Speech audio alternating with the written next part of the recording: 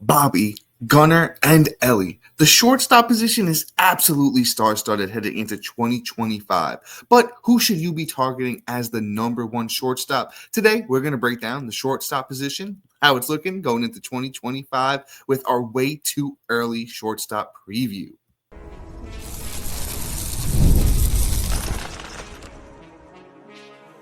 You are Locked On Fantasy Baseball, your daily fantasy baseball podcast. Part of the Locked On Podcast Network, your team every day.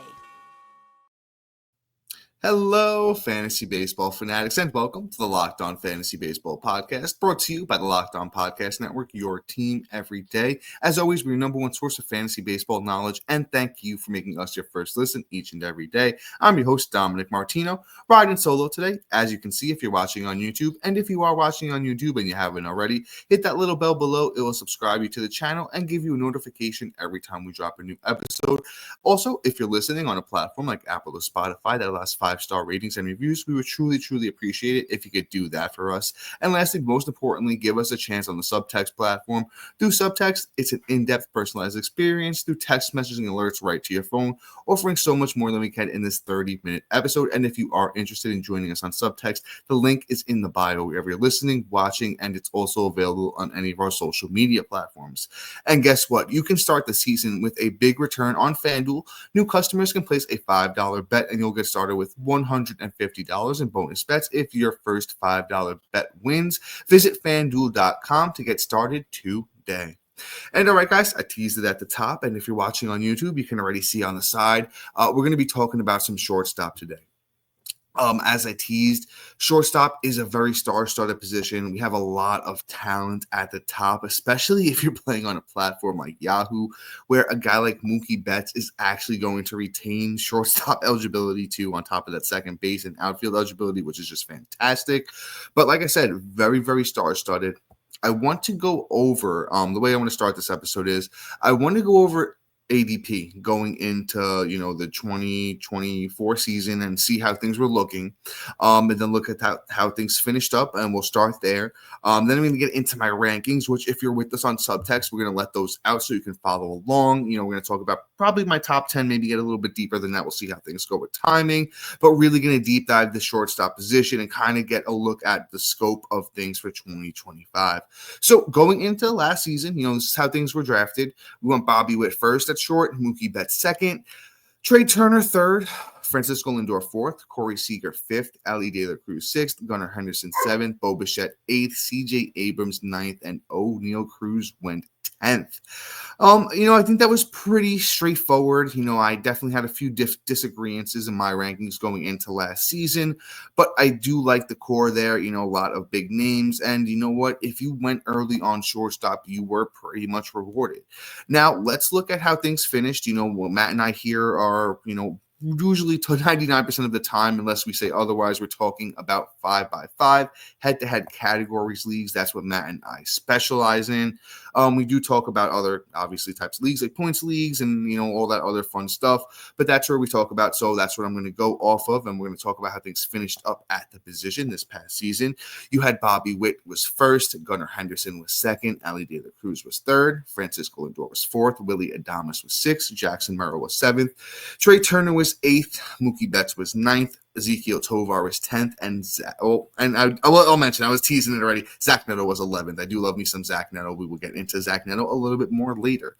But I like it. The only one that really stands out to me as kind of, I only want to say a little bit of an outlier is honestly Ezekiel Tovar.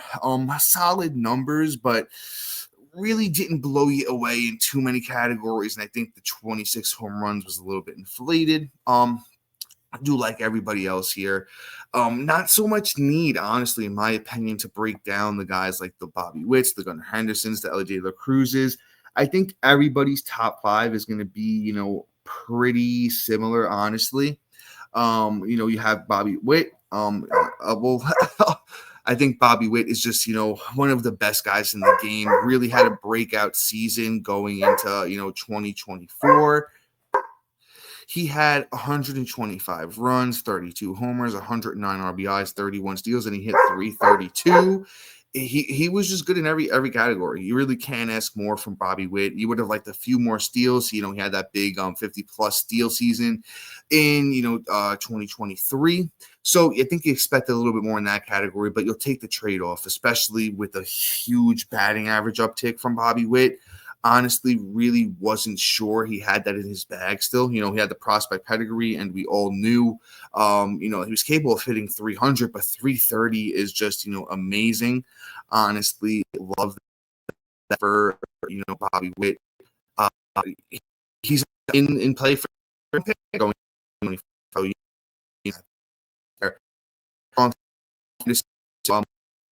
finisher overall in 2018. 81. Step forward. One of the for and I'm on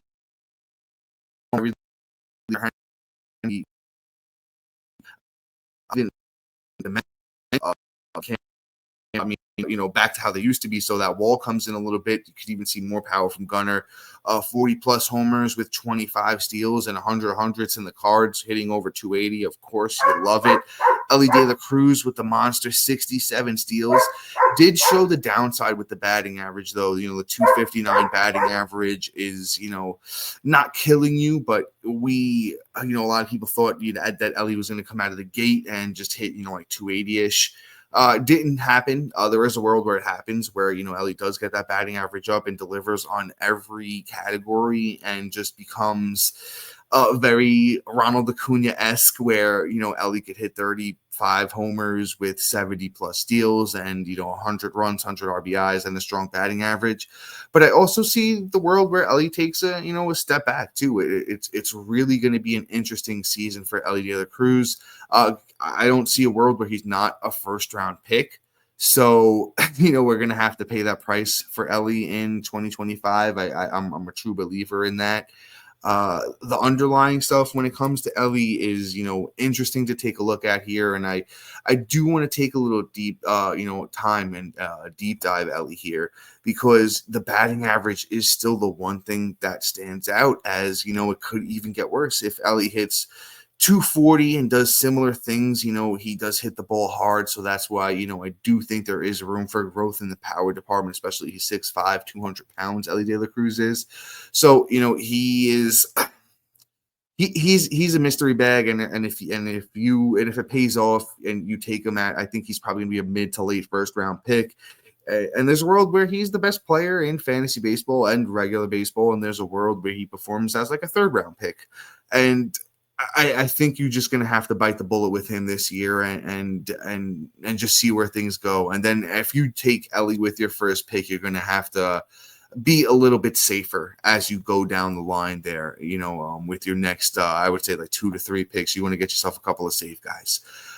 Then, we have Francisco Lindor, 30, basically a 30-30 season, 33 homers, 29 steals, 273, 107 runs, 91 RBIs, just proves that Francisco Lindor can still be Francisco Lindor.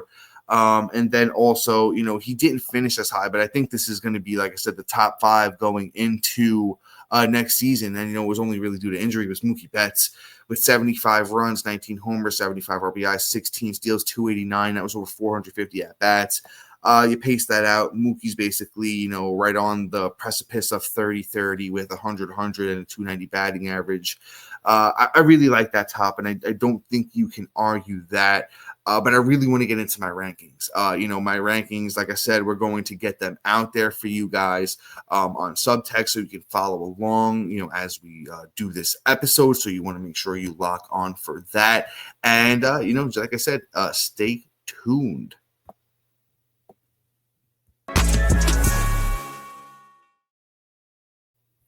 Because real quick, I got to talk to you guys about my friends over at FanDuel.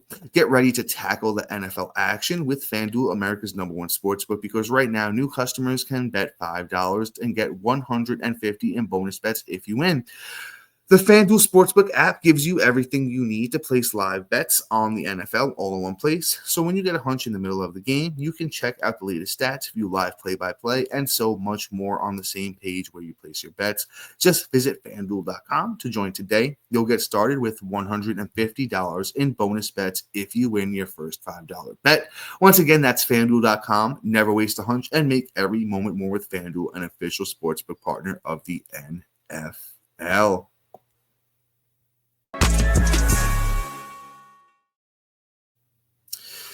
And guys, once again, I want to talk to you about the Locked On Fantasy Baseball Podcast Diamond Club on the Subtext platform. As this offseason continues to unfold, you can rely on Matt and I for dynamic content. You're going to get real-time alerts right to your phone, including, my 2025 rankings, sleepers, breakouts, bust, and so much more. We're only going to be answering keeper and dynasty questions on Subtext this offseason. So if you want those answered, you're going to have to join us on there. But in the Diamond Club on Subtext, where the path to your victories begins. Subscribe now and elevate your fantasy baseball experience to a new level.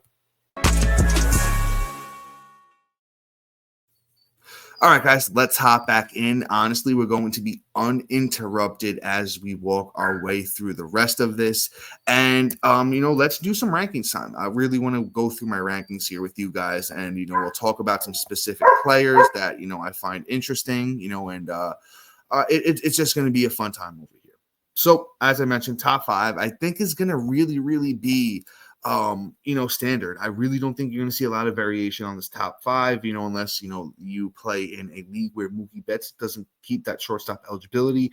So I have Bobby Witt number 1, Gunnar Henderson number 2, Elly De La Cruz number 3, Mookie Betts number 4, and Francisco Lindor number 5. Like I said, I think that's going to be a rock solid top 5. Every single one of them has that 30-30 upside. They can all hit for batting average. They're all pretty much 5 category contributors. I know Elly De La Cruz can be the outlier there, just because it can go either way. He can be the best player of this group, or he can wind up falling. I don't want to say outside the top 5, but closer to the bottom of that top 5 than we believe. I think I covered all 5 of these guys fairly well. I want to move on to that next group of guys, because this is where it's going to get interesting, right? So after Francisco Lindor at 5, I had Trey Turner at 6, Corey Seager at 7, O'Neal Cruz at 8, Zach Neto at 9, and Nico Hoerner at 10. So interesting top 10. I know where I want to start, right? I want to start with Zach Neto. Zach Neto, to me, is the guy who I really think I'm going to have on a lot of teams going into 2025. Zach Neto, 23 years old, played 155 games, had 542 at-bats for the Angels this past season. He had 70 runs, 34 doubles, 23 homers. He threw in a triple, had 77 RBIs. He stole 30 bags.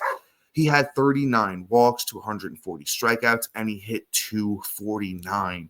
For a 23-year-old with his first, pretty much full season, because 2023 Neto did play 84 games. So with his real full taste of the bigs, that's a strong showing. And Neto was a very high-end prospect as he was coming up through the minors. So he has the prospect pedigree that you look for in a guy that's going to take, things to the next level. I will say this, the underlying stats don't back, Neto as much as I'd like them to, but I really think this is a kid that, is going to develop more. I think you'll see it more in the underlying stats, coming next year. So I think this is a guy we should be targeting in drafts, going into next season. I think the Angels, is going to be a team where they need guys to step up. I think Neto is going to be right in the heart of that lineup.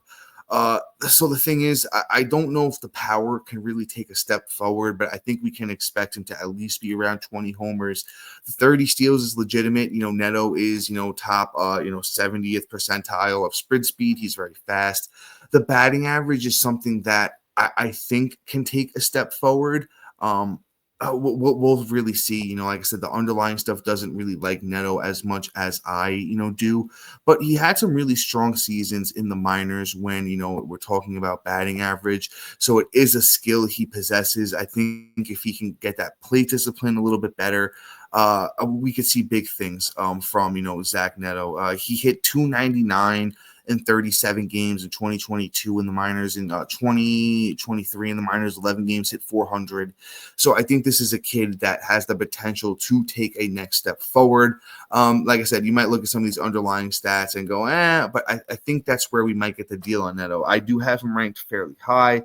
I could see him moving down a couple of spots. I honestly think I'll move him down, a few spots. I could see, Nico Horner and maybe Willy Adames, depending on where he lands, passing a Zach Neto up. But like I said, this will be a guy, if we can get him late, I will definitely be targeting, in a lot of leagues.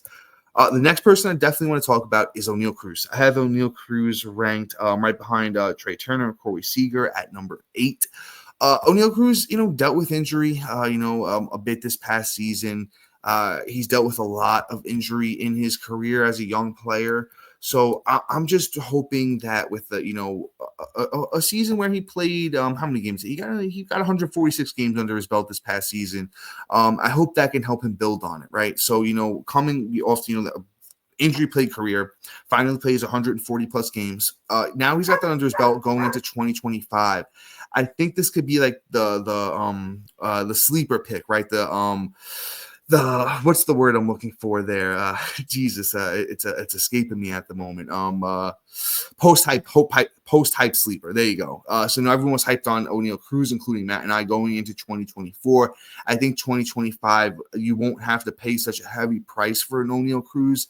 And this is a guy, on a Pittsburgh Pirates team that wants to compete, that wants to be better, that I really think he can be a 30-30 candidate. He can have a good runs and RBIs on this team if they figure it out. And he had 259 this year.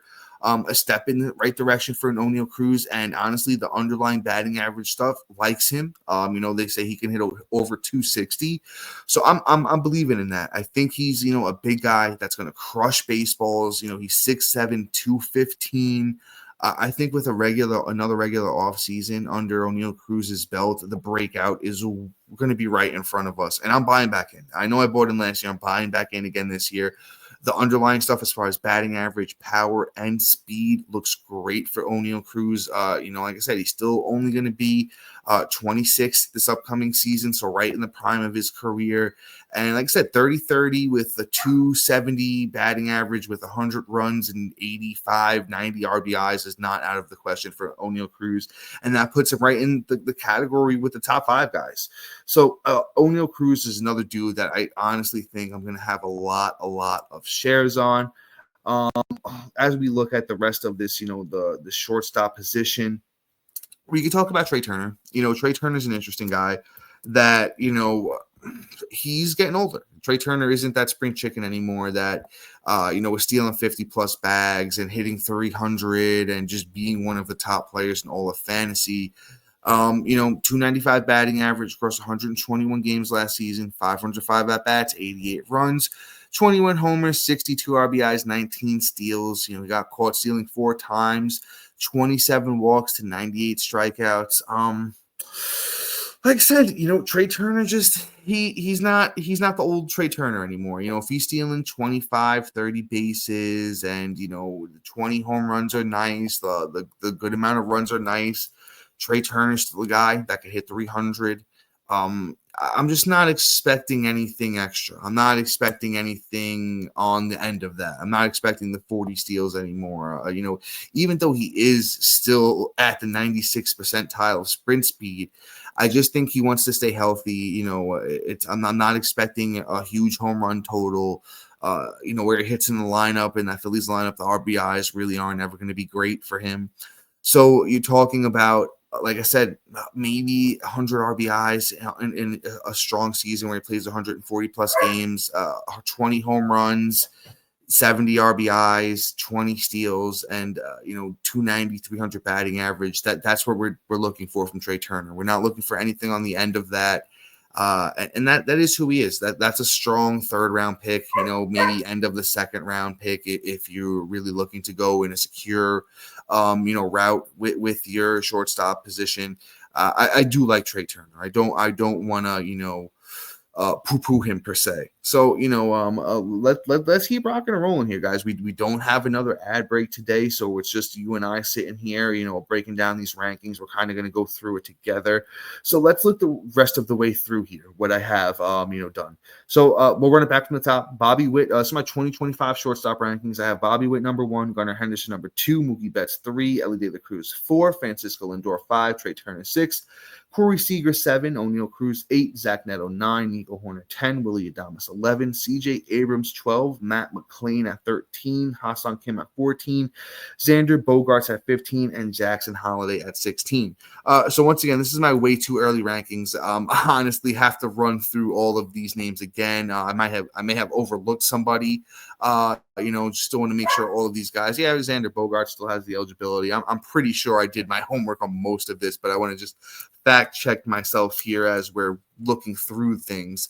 And as I'm pulling him up and just making sure he's still going to, yeah, I think he will still have the eligibility going into 2025. Matt McLain is an interesting one. So Matt McLain never made it back. Didn't play at all in 2024, but he had a really, really good 2023.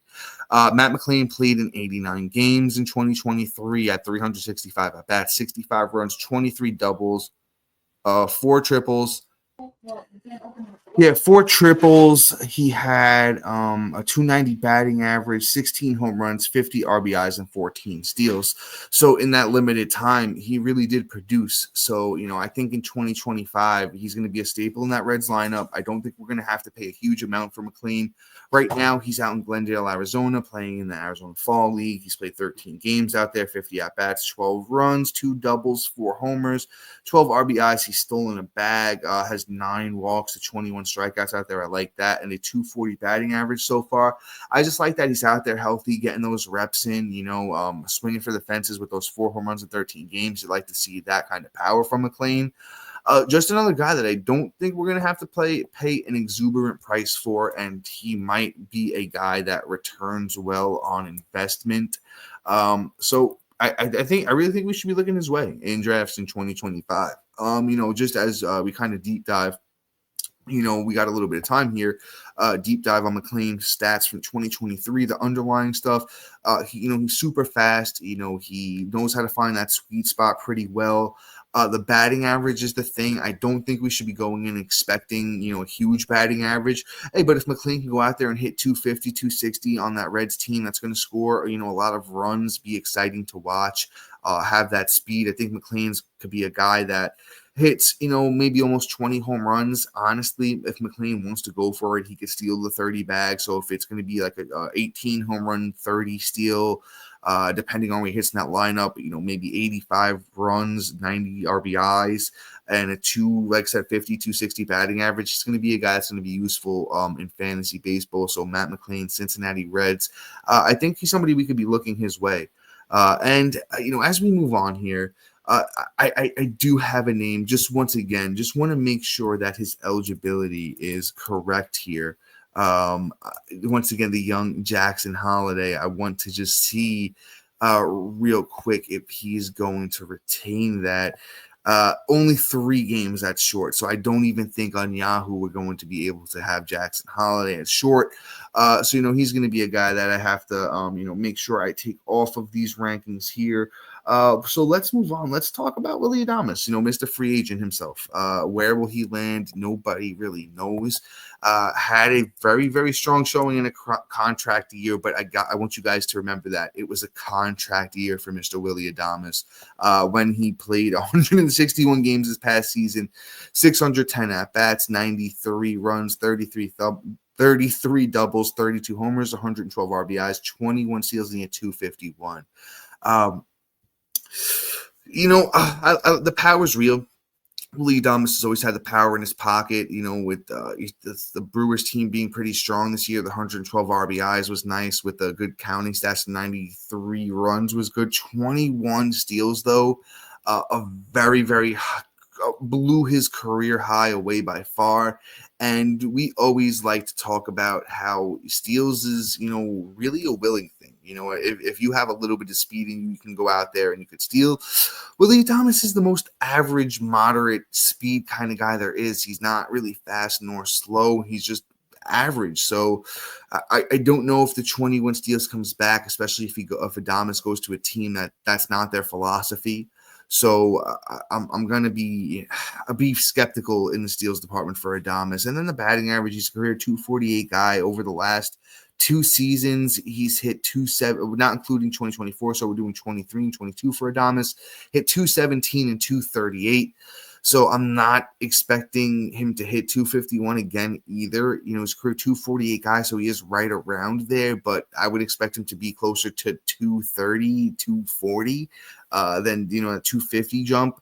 And I mean, if he goes to like the Dodgers, yeah, of course the counting stats are going to be great, but Adames kind of strikes me as the guy who's probably going to take the most money. So with Willy Adames, not going to be somebody I'm targeting in, 2025. Like I said, maybe if he goes to the Dodgers or, some reason the Yankees, want to take him, move Volpe over to second, and play Adames at short. I could see that. Maybe then I'm going to be buying back in. But otherwise, Adames is just somebody who's not really blowing me away. So I really think we can, and I bet you he gets pushed up. I bet you he's a guy that gets pushed up draft boards too. So I'm probably more likely than not going to be avoiding Willy Adames coming 2025. Let's move on. Let's talk a little bit of Nico Hoerner. Did play 10 games at short. Will, keep that eligibility in, most leagues. It was a weird season for Nico Hoerner. Started off pretty bad, putrid. I saw him dropped in a bunch of leagues. But, Nico Hoerner did play 151 games this past season, had 582 at-bats, 86 runs. He had 35 doubles, a triple, 7 homers, 48 RBIs, 31 steals. He had 44 walks to 66 strikeouts, and he had 273. A very, very Nico Hoerner season from him. I think you'll just see more of the same going forward. He gave you close to 10 home runs. The RBI is never going to be great. The runs could definitely bounce back, on this good Cubs team, if he stays healthy and gets those at-bats in, stays in atop that lineup. And then, he steals 30 bags plus easily and, hits for a strong batting average every season, career 278 guy for Nico Hoerner. So I think there is even room to grow on this line here. And I think Nico Hoerner is going to be another guy. He also will have second base eligibility. So he's going to be that kind of like Swiss Army knife kind of guy that, you can kind of just move him around your lineup, plug and play where you need him. And just contributes in categories that, you really like to have in your back pocket, like batting average, runs, and steals. And he is really good at all 3 of those categories. You could supplement your home runs and RBIs in other ways. And Nico Hoerner is going to be a target. Honestly, I'm going to wind up moving him up my rankings as we talk about it. I have him at 10 right now. I think he easily, gets over Zach Neto. For me, I do love the upside in Neto, but I'm going to move Nico Hoerner above him. And, that's really all the main players, at shortstop. If you're digging a little bit deeper, you have the Dansby Swansons and, the guys like that.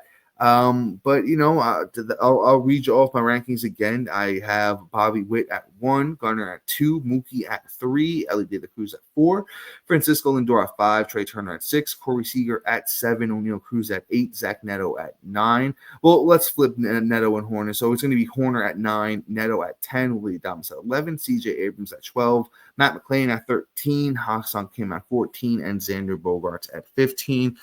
Need to work the rest of the way through my list. While we have a minute left here, we could talk a little bit about CJ Abrams. Weird year for Abrams. Got disciplined towards the end of the year. Kind of started hearing whispers that he's not a student of the game, and you never like to hear that. It makes you think of guys like Ben Simmons if you want a basketball comp for that one, or even Blake Snell if you want a baseball comp, but Blake Snell somehow always figures it out. A little scary for Adames. Stole 47 bags in 23, only stole 31 bags this past season. Another 240 batting average for him. Lackluster in almost every way you could think of. It's just not a sexy name when you think of CJ Abrams. And, the price you always have to pay for him is exuberant. at 23, 24 next season? Could he take a step forward and, things be better for CJ Abrams? Yeah. Am I banking on it? Not at all, not in the slightest. I would love to see, hear good things about him in spring training, that he's been working on stuff. That he's been around camp, he's been with the players, maybe taking on a mentor, somebody taking them under his wing, and just hear better things about Abrams, because there is a lot of upside here if he can figure it out. But if he's out, not with the team, partying, drinking, doing that kind of stuff, reminds me of Tatis from a couple of years ago when Tatis couldn't pull it together. Tatis still struggling to pull it together. So we'll see where things go with CJ Abrams for 2025, but I'm going to hear good things if I'm buying in. But guys, that is all for today. Please be sure to like, subscribe, comment, rate, and review. And shout out to our everydayers and new listeners making Locked On Fantasy Baseball your first listen each and every day. And after you make us your first listen, go check out our boy Sully over at Locked On MLB and make him your second listen every day. He does a great job of covering the league in a different way than Matt and I do. So you're going to get your information there a little bit differently than you do here, but it's so much fun to watch our boy Sully over there. So make sure you check him out. But guys, until next time, see ya.